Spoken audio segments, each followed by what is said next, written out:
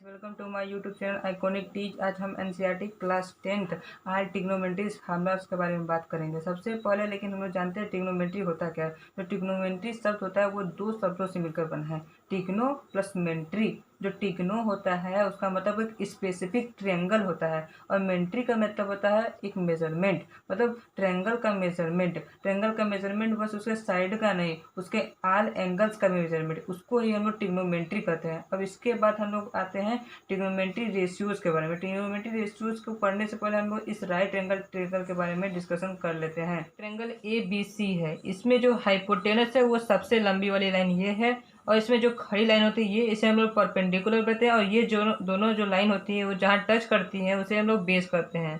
Perpendicular और base मिलकर एक एंगल बनाते हैं। इसी का हम लोग मेजरमेंट तीन चीज़ों में सबसे पहले डिस्कशन करेंगे, साइन में, कॉस में, टेन में। तो सबसे पहले साइन में क्या होता है, साइन एंगल सी अगर हम लोग को पता करना है राइट एंगल ट्रायंगल में, तो उसका जो होगा वो परपेंडिकुलर अपन हाइपोटेनस होगा। अभी हम बताएंगे इसको लर्न करने के लिए एक बेसिकली फार्मूला। फिर सबसे पहले अब बताते हैं कॉस सी अगर निकालना है तो हम लोग को क्या करना पड़ेगा, बेस अपन हाइपोटेनस करना पड़ेगा। टेन को निकालने के लिए परपेंडिकुलर अपन बेस करना पड़ेगा। बस इसका अपोजिट, साइन का अपोजिट जो होगा वो कोसेक हो जाएगा। कोसेक सी अगर निकालना है तो हम लोग को सिर्फ साइन का अपोजिट कर देना है, हाइपोटेनस अपन परपेंडिकुलर कर देना है। अगर हम लोग को सेक का अपोजिट निकालना है तो सेक का अपोजिट हर समय एंगल सी, सेक का अपोजिट हर समय जो होता है वो कोसेक का अपान होता है। कोसेक का या उल्टा कर दे या कोसेक को अपान में करते, तो इसका क्या हो जाएगा, अगर हम लोग 1 अपन कोसेक लिखते हैं तो हमारा हाइपोटेनस ऊपर आ जाएगा, बेस नीचे आ जाएगा। और टेन, अगर टेन के फार्मूला से हम लोग कॉट का फार्मूला निकालेंगे। Cot angle C equal to tan का फार्मूला ये है तो कॉट का 1/10 हो जाएगा, तो इसका बेस अपन परपेंडिकुलर हो जाएगा। ये बात समझ लीजिए। इस फिगर से, इस ट्रायंगल से हमने समझ लिया कि कैसे हम लोग फार्मूला निकालें। अब इसको याद करने की सबसे बड़ी कठिनाई है, तो इसको याद करने का सबसे छोटा ट्रिक है यही। सबसे पहले हम लोग लिखेंगे पाकिस्तान भूखा प्यासा, अपान कर देंगे हिंदुस्तान हरा भरा। इसमें सबसे पहले जो ये वाली वैल्यू आएगी वो साइन की होगी।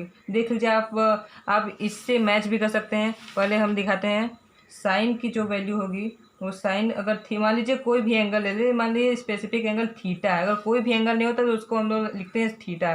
Sign theta equal to perpendicular upon hypotenuse. ये और दूसरी वाली जो ये अपान में होगी ये होगी कॉस थीटा की value. Cos theta equal to base upon hypotenuse. और जो तीसरी वाली ये वैल्यू होगी अपान में जो है वो होगी टेन थीटा की value. Tan theta equal to perpendicular upon base. अब आप जो जानते ही हैं इसका जो अपोजिट होता है वही होता है कोसेक का। ये तीन, और इसका जो अपोजिट होता है वो सेक का होता है। इसका जो अपोजिट होता है वो होता है कॉट का।